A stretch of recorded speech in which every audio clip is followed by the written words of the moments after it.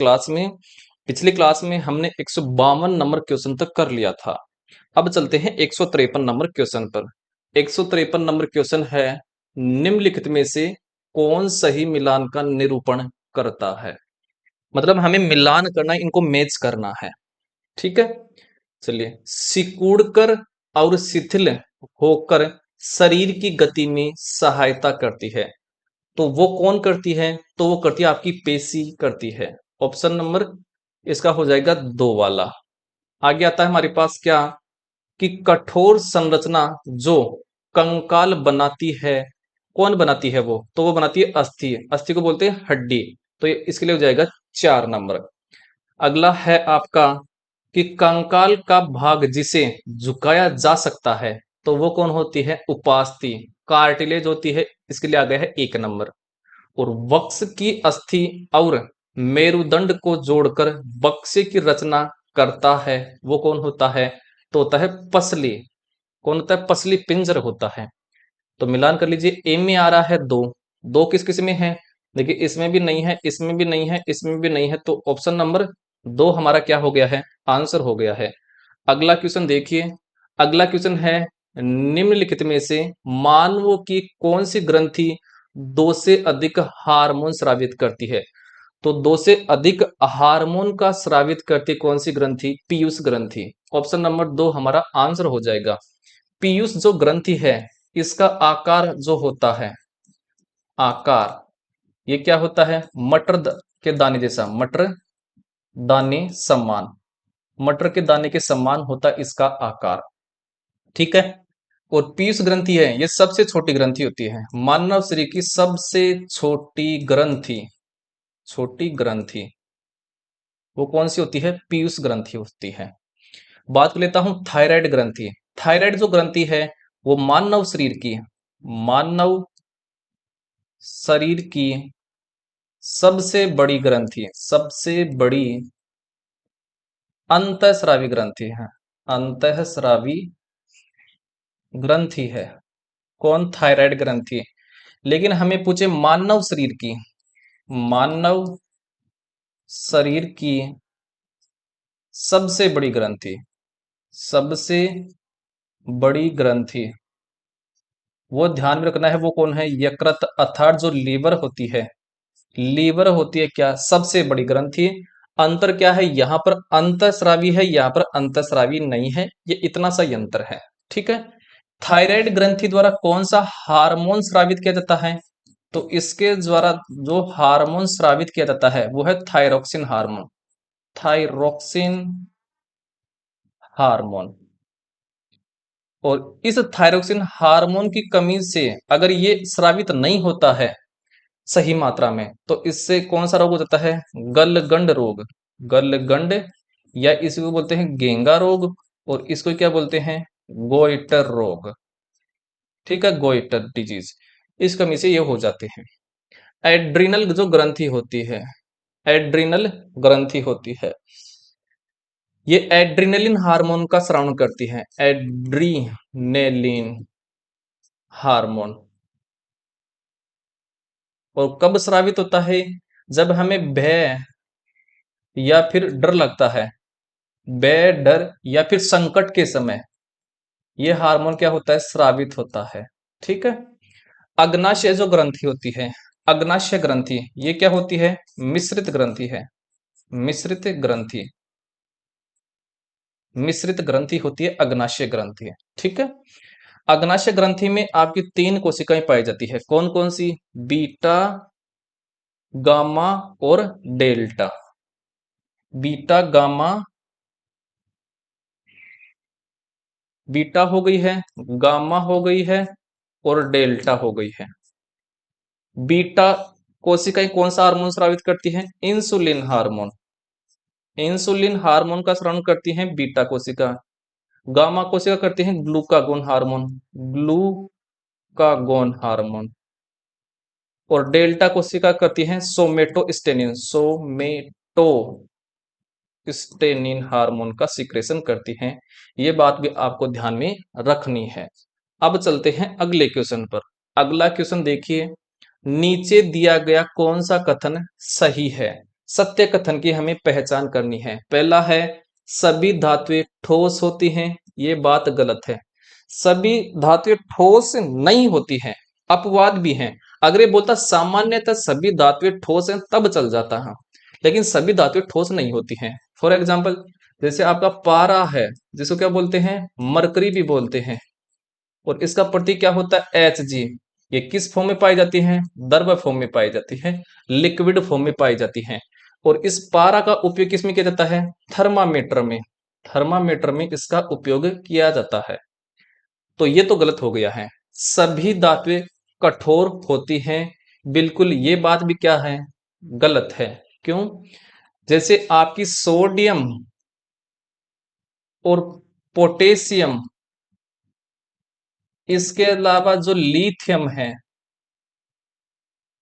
ये क्या होते हैं, मुलायम धातु होते हैं। मुलायम होने के कारण इसे चाकू से काट सकते हैं, चाकू से काटा जा सकता है। तो चाकू से काटा जा सकने वाली धातु कौन कौन सी हैं, सोडियम, पोटेशियम और लिथियम। और ये बोल रहा है कठोर होती हैं, तो इसलिए ये गलत हो गया है।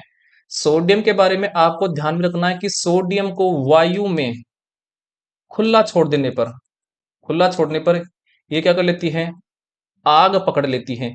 इसलिए सोडियम धातु को केरोसिन तेल में, केरोसिन तेल में रखा जाता है।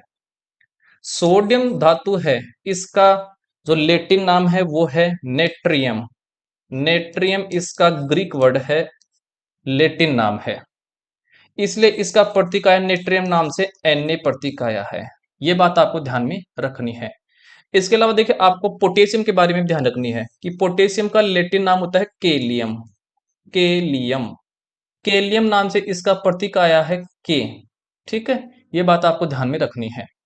अगला है सभी अधातुएं गैस होती हैं, ये बात क्या हो गई है, गलत हो गई है, नहीं होती है। सामान्यतः ये ठोस और गैस के रूप में पाई जाती हैं। कौन, अधातु, जिनको बोलते हैं नॉन मेटल। अपवाद क्या है, जैसे आपने देखी होगी ब्रोमीन है, क्या है ब्रोमीन, ब्रोमीन क्या है, ये अधातु है, अधातु है। और ये किस रूप में पाई जाती है, द्रव रूप में पाई जाती है, द्रव फॉर्म में पाई जाती है। तो ये क्या हो गया है, ये भी क्या हो गया, गलत हो गया, तीसरा वाला भी। चौथा देखिए सभी अधातुएं अतन्य, मतलब तन्य नहीं होती हैं, ये क्या हो गया है, सत्य हो गया है। तन्य का मतलब क्या होता है, तन्य का मतलब होता है कि इनको पतले तार में नहीं बनाया जा सकता है। और तन्यता का, तन्य का गुण किसमें पाया जाता है, धातुओं में। ये पाया जाता है, धातुओं का गुण है ये, धातुओं का गुण है। और सर्वाधिक तन्यता गुण किसमें पाया जाता है, सोने में। और एनसीईआरटी की बुक में लिखी हुई है, क्लास 10th की बुक में, क्या कि 1 ग्राम सोने से 2 किलोमीटर का तार बनाया जा सकता है। कितना बनाया जा सकता है, 2 किलोमीटर का। तो सोने में सर्वाधिक तन्यता का गुण पाया जाता है।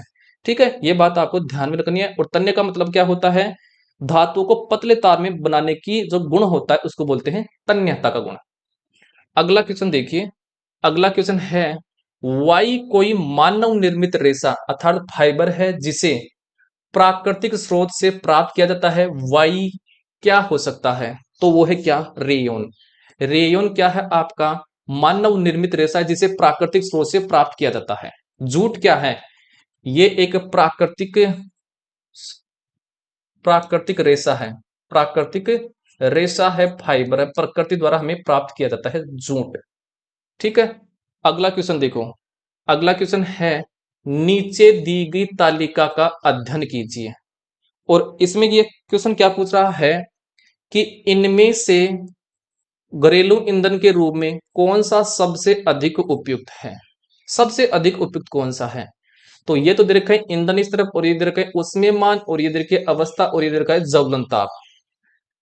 तो सर्वाधिक जो उपयुक्त ईंधन है वो है जिसका उष्मीयमान क्या रहेगा, मध्यम रहेगा। और वो किस रूप में पाया जाएगा, गैस रूप में। जैसे आपने गैस सिलेंडर है, गैस सिलेंडर में गैस किस रूप में होती है, गैस रूप में होती है। और जिसका ज्वलन ताप क्या हो, मध्यम हो, क्या हो, मध्यम हो। अगर ज्यादा रहेगा तो वो क्या रहेगा, ये हमारी खतरनाक होगा उस हमारे लिए वो। ठीक है, तो मध्यम तो उसमें मान हो, और उसकी अवस्था क्या हो, गैस हो, और ज्वलनता भी क्या हो, मध्यम हो। ये है इसका आंसर। और ये सीटेट की एग्जाम में आया हुआ क्वेश्चन है, मैं कोई मन से नहीं करा रहा हूं, और उसने भी यही आंसर माना है, और ये क्लास 8 की बुक में ऐसा का ऐसा क्वेश्चन है। ठीक है, तो ऑप्शन नंबर सी हमारा क्या हो गया है, आंसर हो गया है। ठीक है, अगला क्वेश्चन देखिए। अगला क्वेश्चन है, किसी विशिष्ट क्षेत्र में विशिष्ट रूप से पाई जाने वाली स्पीसीज को कहा जाता है। तो किसी विशिष्ट क्षेत्र में विशिष्ट रूप से पाई जाने वाली स्पीसीज को कहा जाता है विशेष क्षेत्रीय स्पीसीज। विशेष क्षेत्रीय स्पीसीज कहा जाता है। ऑप्शन नंबर 3 हमारा हो गया है आंसर। चलते हैं अगले क्वेश्चन पर। अगला क्वेश्चन देखिए। अगला क्वेश्चन है, धातु एक्स धातु वाई को उसके लवण से विस्थापित कर देती है।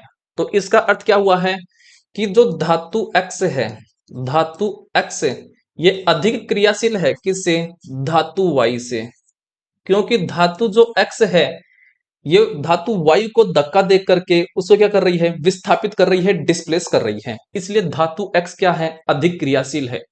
आगे देखिए, परंतु धातु जेड को उसके विलयन से विस्थापित करने योग्य नहीं है। तो इसका अर्थ क्या हुआ है कि धातु जेड है, धातु जेड ये किससे अधिक क्रियाशील है, धातु एक्स और धातु वाई से अधिक क्रियाशील है। तो ये बोल रहा है इनमें सबसे ज्यादा अभिक्रियाशील धातु कौन सी है, तो कौन सी हो गई है, जेड हो गई, और सबसे कम कौन हो गई है, वाई। हमें सबसे अधिक पूछा है तो जेड हो जाएगा आंसर। ऑप्शन नंबर 3 हो गया है आंसर। अगला क्वेश्चन देखिए। अगला क्वेश्चन है, किसी बिंब से प्रकाश किरणें किसी पृष्ठ पर गिरती हैं तथा पूर्णतः विस्तृत ढंग से परावर्तित हो जाती हैं।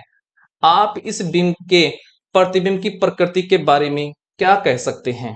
तो देखिए, पूर्णतः विस्तृत हो रही है मतलब फैल रही हैं।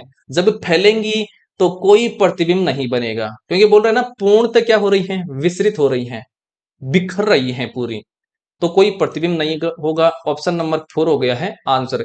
ये आपके सीटेट की एग्जाम में आया हुआ क्वेश्चन है, और ये क्वेश्चन आपका 9th क्लास की जो बुक है एनसीईआरटी की साइंस की, उससे उठाया है उसने ये क्वेश्चन।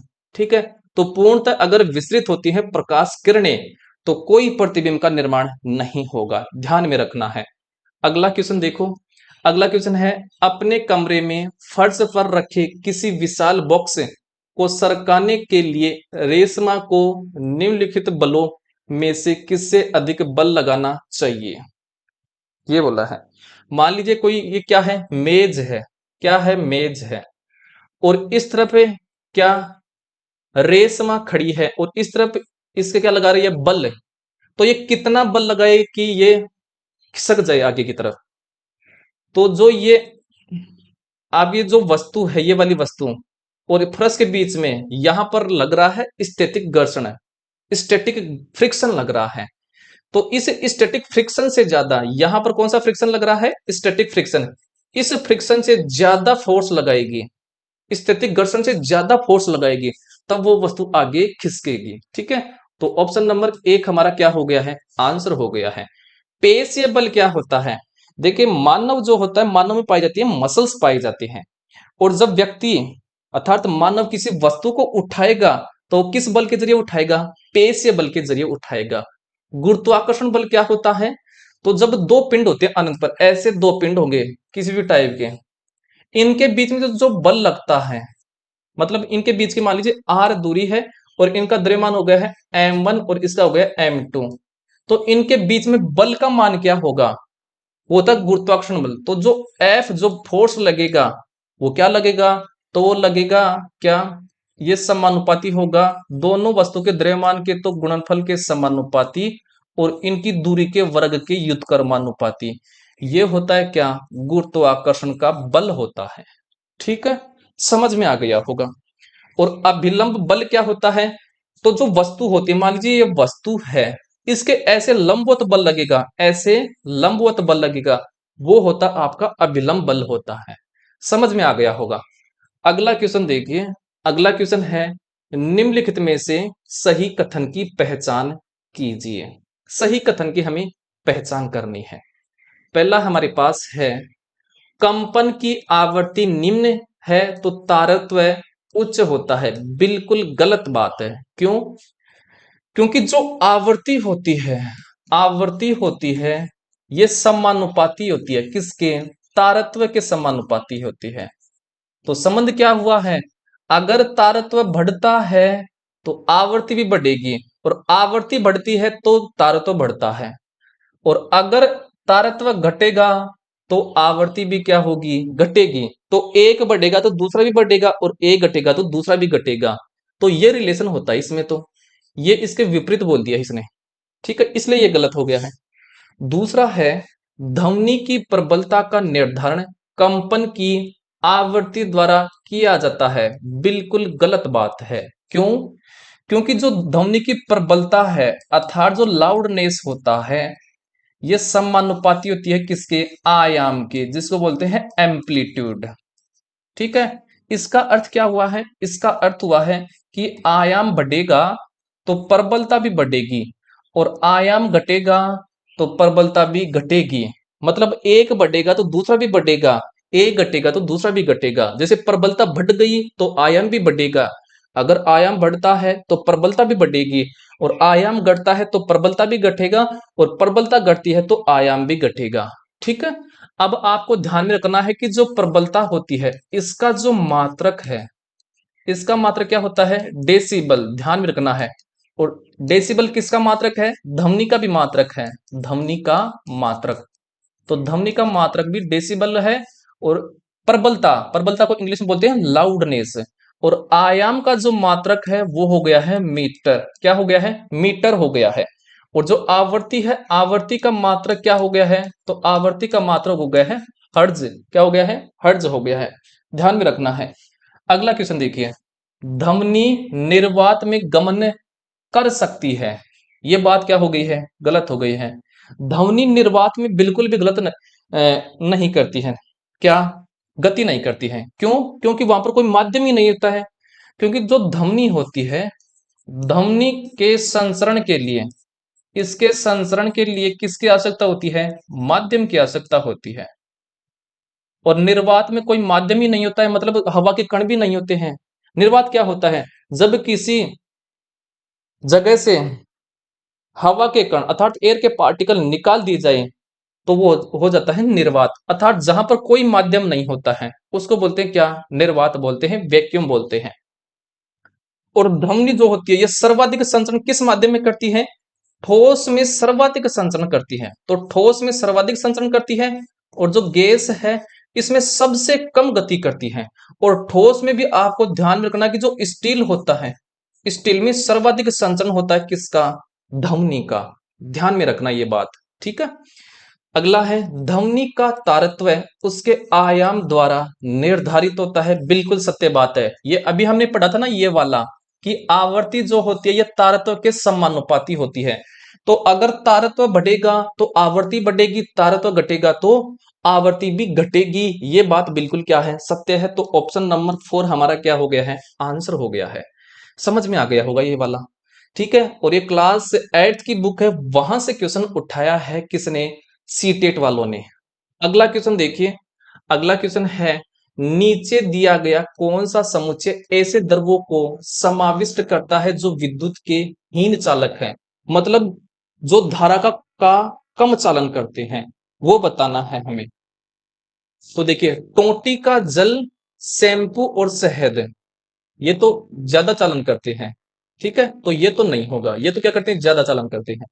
लवण विलयन, नींबू का रस और सिरका। देखिए, नींबू का रस और सिरका में तो अम्ल पाया जाता है, और अम्ल तो क्या करते हैं? धारा का प्रबल चालन करते हैं। तो ये भी गलत हो गया है। शैम्पू, वनस्पति तेल और आसुत जल, ये करते हैं क्या? धारा का कम चालन करते हैं, मतलब हीन चालक है। आसुत जो जल होता है इसकी जो पीएच होती है, आसुत जल की पीएच, ये ध्यान में रखनी है, 7 होती है। मतलब ये क्या होता है? आसुत जल उदासीन होता है, और जो उदासीन होते हैं वो धारा का कम चालन करते हैं। और वनस्पति तेल भी कम चालन करता है, और शैम्पू भी कम चालन करता है। ठीक है, अब देखिए यहाँ पर चीनी का विलयन, सिरका और नींबू रस है। सिरका और नींबू रस में क्या पाया जाता है? अम्ल पाया जाता है। सिरका में कौन सा अम्ल पाया जाता है? तो सिरका में पाया जाता है एसिटिक अम्ल, एसिटिक अम्ल। और जहां पर अम्ल पाया जाता है वो किसका चालन करते हैं? धारा का प्रबल चालन करते हैं। नींबू का जो रस होता है, नींबू रस में सिट्रिक अम्ल पाया जाता है, सिट्रिक अम्ल, अर्थात जो खट्टे फल होते हैं उसमें पाया जाता है सिट्रिक अम्ल पाया जाता है। ये बात भी आपको ध्यान में रखनी है, ठीक है। आई होप ये वाला आपको समझ में आ गया होगा। तो ऑप्शन नंबर इसका हो गया है 3 कि शैम्पू, वनस्पति तेल और आसुत जो जल होता है वो धारा का हीन चालक है, धारा के डिसकंडक्टर हैं।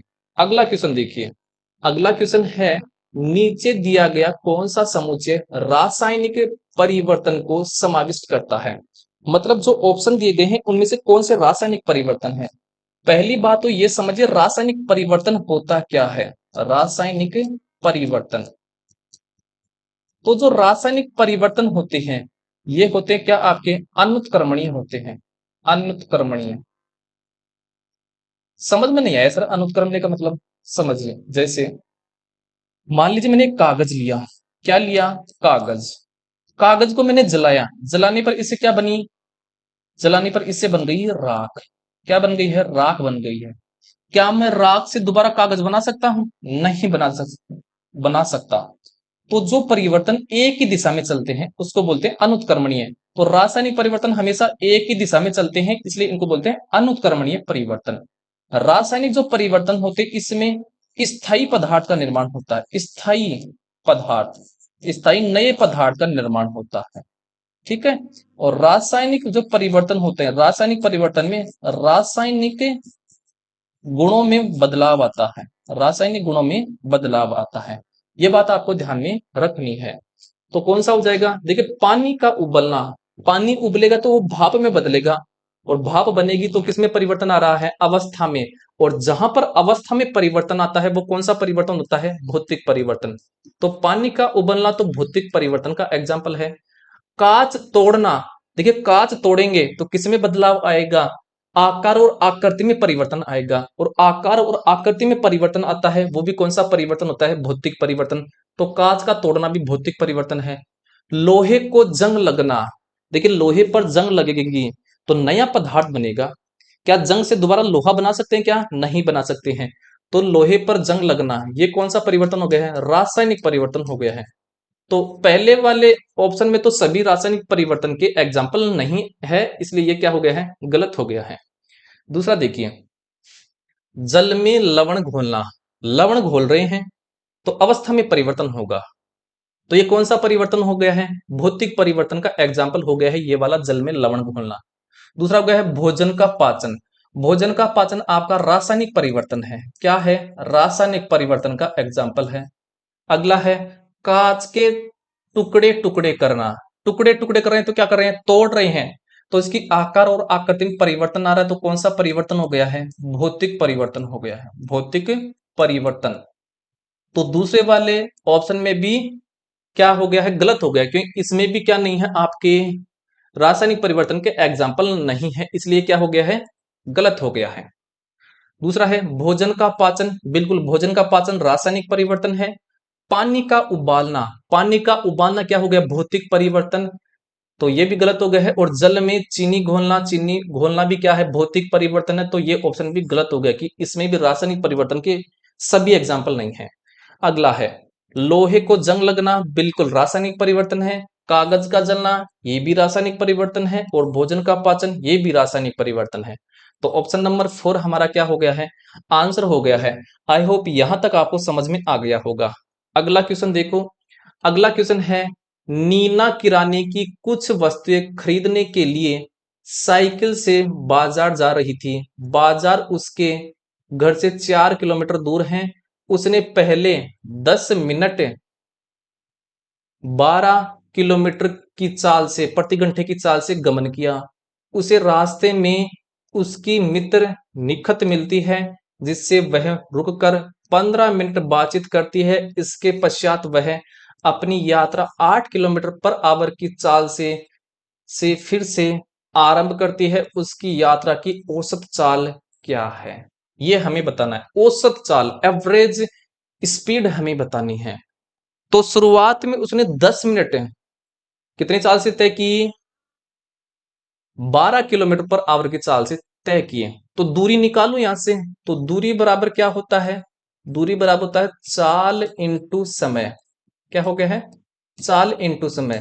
चाल उसकी कितनी है, 12 किलोमीटर पर आवर, और समय कितना लिया है, 10 मिनट है, तो इसको घंटे में बदलेंगे, क्योंकि 12 किलोमीटर पर आवर में है, इसलिए 10 मिनट को घंटे में बदलेंगे। घंटे में बदलने के लिए 60 का भाग दूंगा, 10 से 10 और 6 से कट गया है 2 बार, तो कितना गया है, 2 किलोमीटर।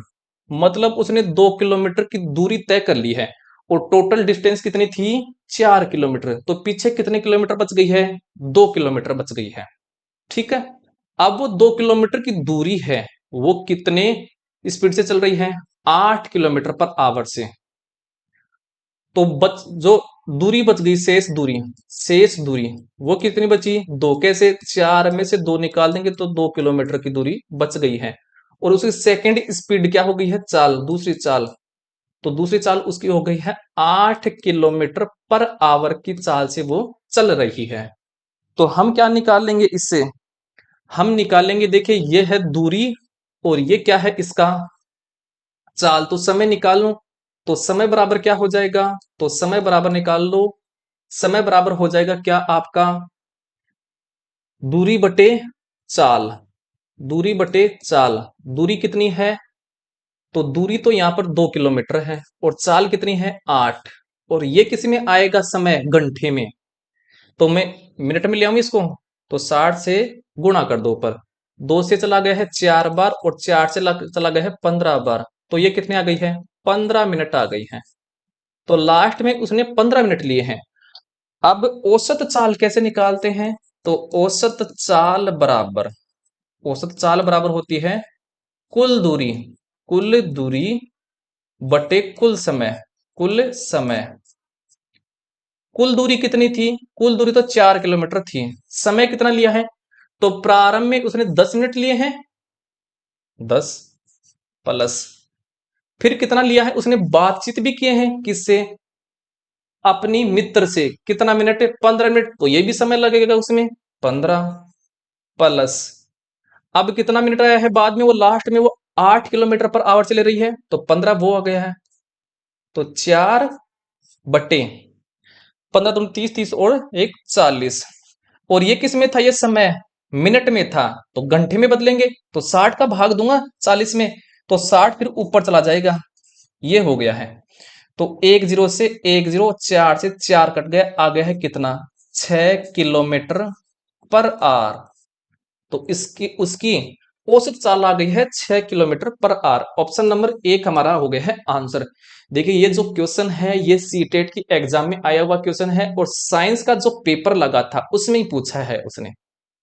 ठीक है, इसी प्रकार के क्वेश्चन आपके कंपटीशन एग्जाम में आते हैं। अगला क्वेश्चन देखो, अगला क्वेश्चन है, लवण और जल के मिश्रण को पृथक करने की प्रक्रिया में निम्नलिखित में से कौन सा सहायक नहीं है।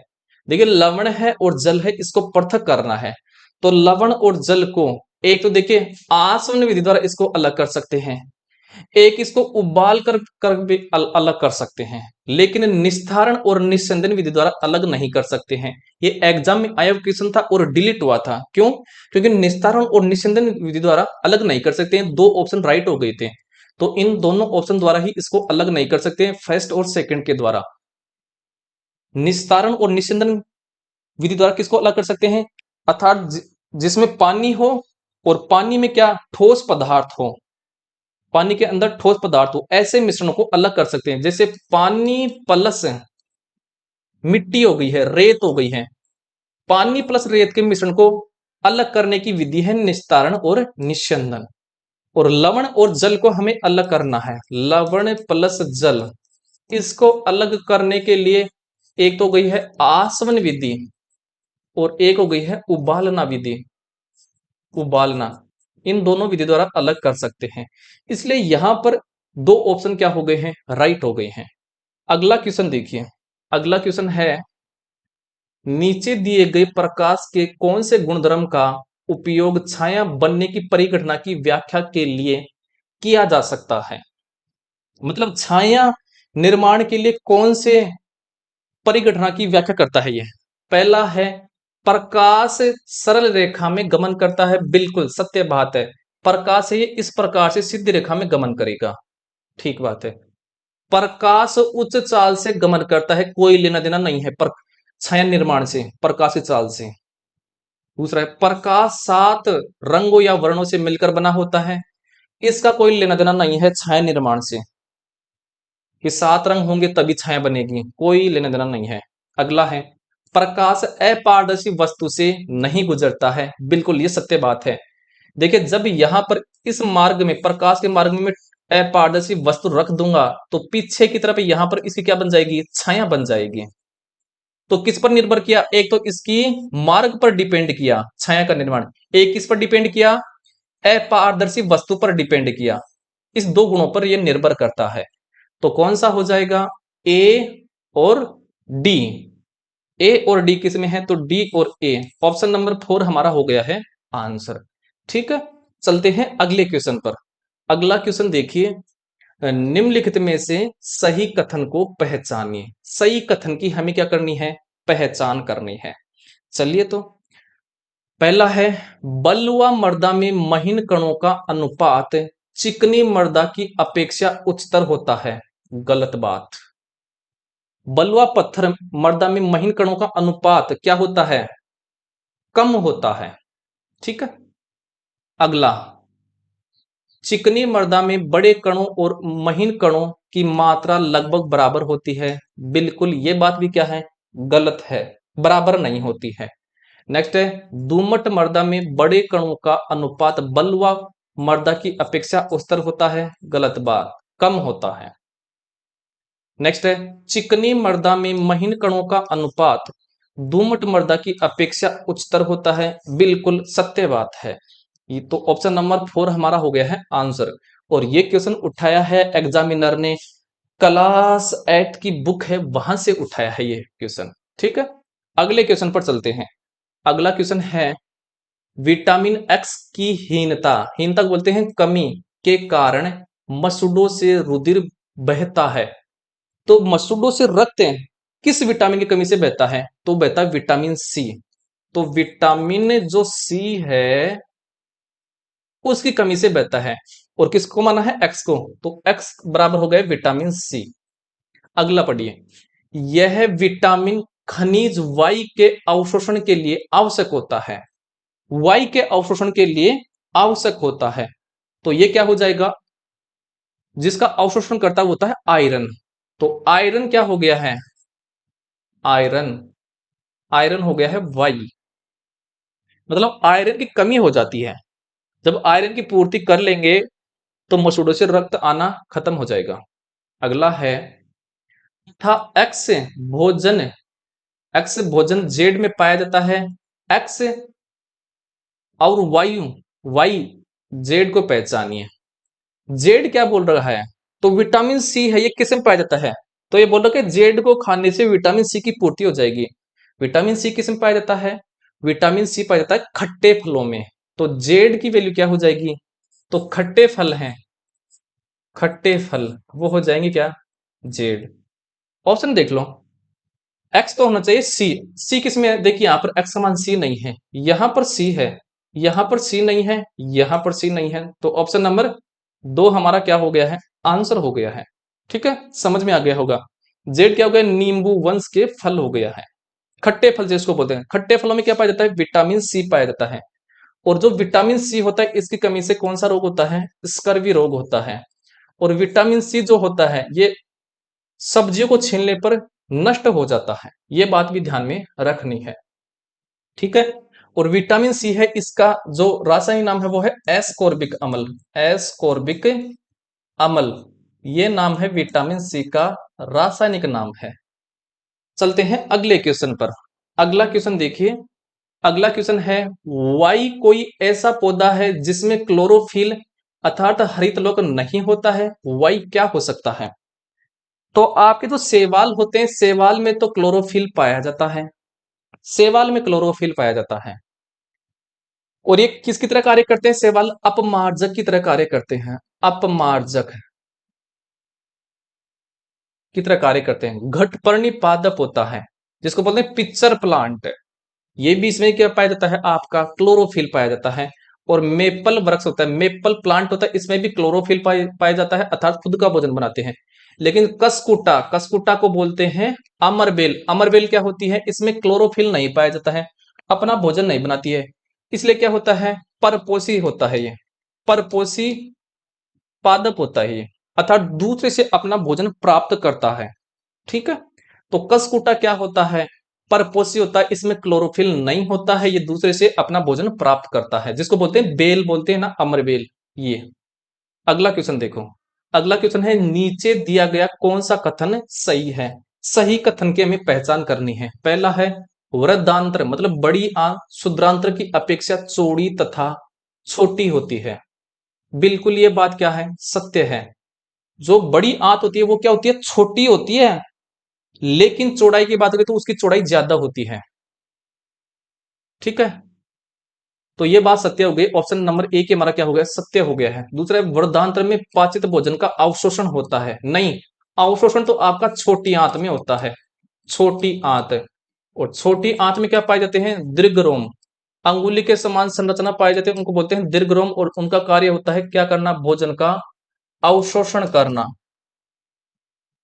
ठीक, अगला है, वृद्धांत्र में भोजन का परिपाचन होता है, गलत बात। परिपाचन होता है किसमें, छोटी आंत में, स्मॉल इंटेस्टाइन में होता है।